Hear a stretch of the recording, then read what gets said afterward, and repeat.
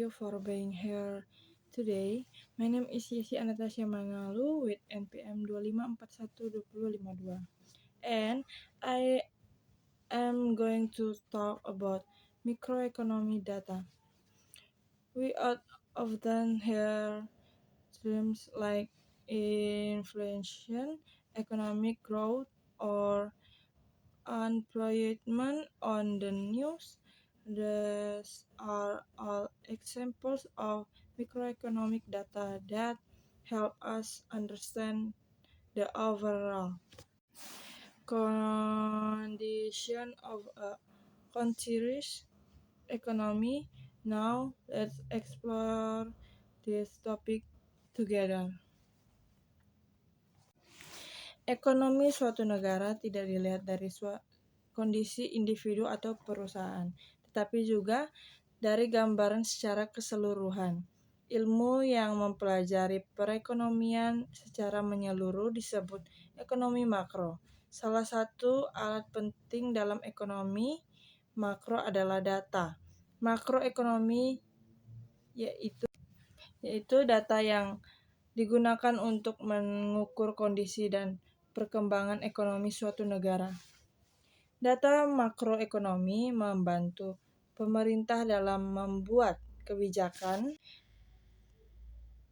membantu perusahaan dalam mengambil keputusan, dan membantu masyarakat memahami kondisi ekonomi yang sedang terjadi. Data makroekonomi adalah kumpulan informasi statistik yang menggambarkan keadaan ekonomi suatu negara secara keseluruhan dalam periode tertentu.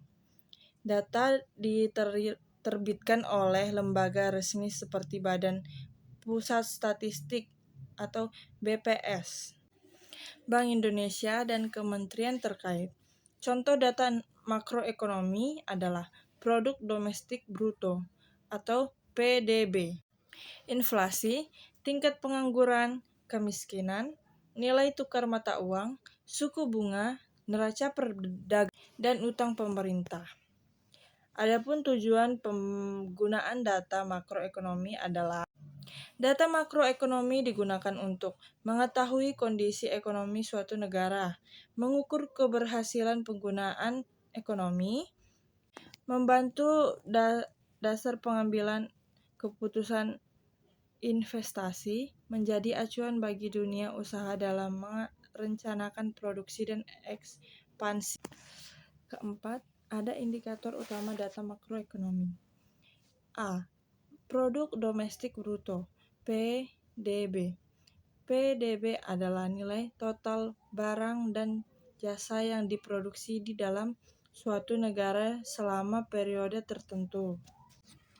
Fungsi PDB mengukur pertumbuhan ekonomi, mengetahui kemampuan produksi suatu negara, membandingkan perkembangan ekonomi dari tahun ke tahun. Contoh, jika PDB Indonesia meningkat dibanding tahun sebelumnya, berarti aktivitas ekonomi secara umum mengalami pertumbuhan. B. Inflasi. Inflasi adalah kenaikan harga barang dan jasa secara umum dan berlangsung terus-menerus.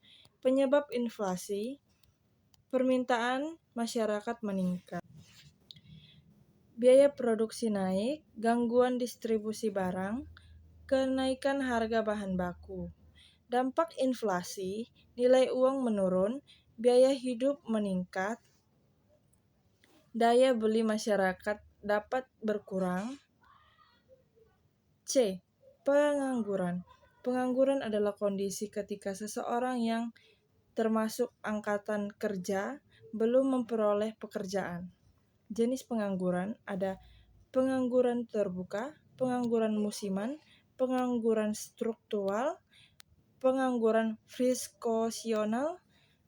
Dampaknya menurunkan pendapatan masyarakat, mengurangi produksi ekonomi, berpotensi meningkatkan kemiskinan. D. Tingkat kemiskinan. Kemiskinan menunjukkan jumlah penduduk yang belum mampu memenuhi kebutuhan dasar seperti makanan, tempat tinggal, pendidikan, dan kesehatan. Pemerintah menggunakan data ini untuk merancang program bantuan sosial dan pembangunan. Suku bunga. Suku bunga adalah biaya yang dikenakan atas pinjaman atau timbal balik hasil yang diterima dari tabungan. Pengaruh suku bunga. Suku bunga tinggi dapat mengurangi minat meminjam. Suku bunga rendah dapat mendorong konsumsi dan investasi.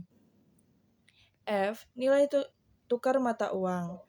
Nilai tukar menunjukkan harga mata uang yang suatu negara terhadap mata uang negara lain.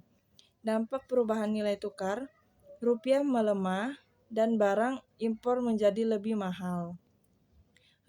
Rupiah menguat dan biaya impor dapat menjadi lebih rendah. Neraca perdagangan. Neraca perdagangan adalah selisih antara nilai ekspor dan impor. Surplus, ekspor lebih besar daripada impor. Defisit, impor lebih besar daripada ekspor. Neraca perdagangan dapat mempengaruhi cadangan devisa dan stabilitas ekonomi.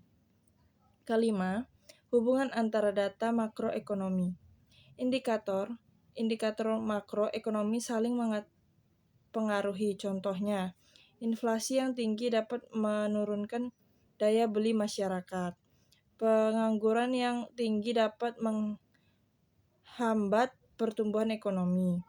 Pertumbuhan ekonomi yang baik dapat menciptakan banyak lapangan kerja. Perubahan suku bunga dapat mengaruhi investasi dan konsumsi. Keenam, manfaat data makroekonomi. Bagi pemerintah menyusun kebijakan ekonomi, mengendalikan inflasi, mengurangi pengangguran, menentukan anggaran negara.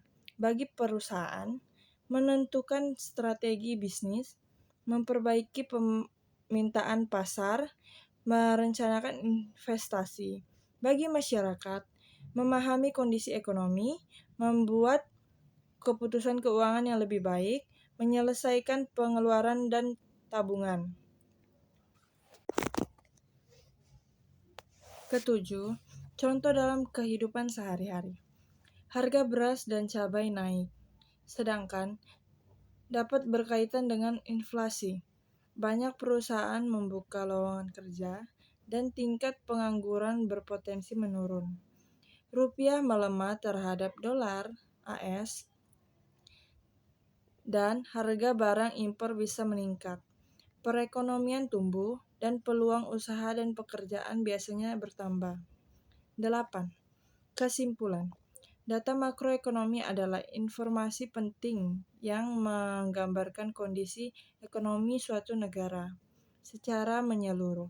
Indikator seperti PDB, inflasi, pengangguran, kemiskinan, suku bunga, dan nilai tukar, dan neraca perdagangan membantu pemerintah, pelaku usaha, dan masyarakat memahami perkembangan ekonomi serta mengambil keputusan yang lebih tepat.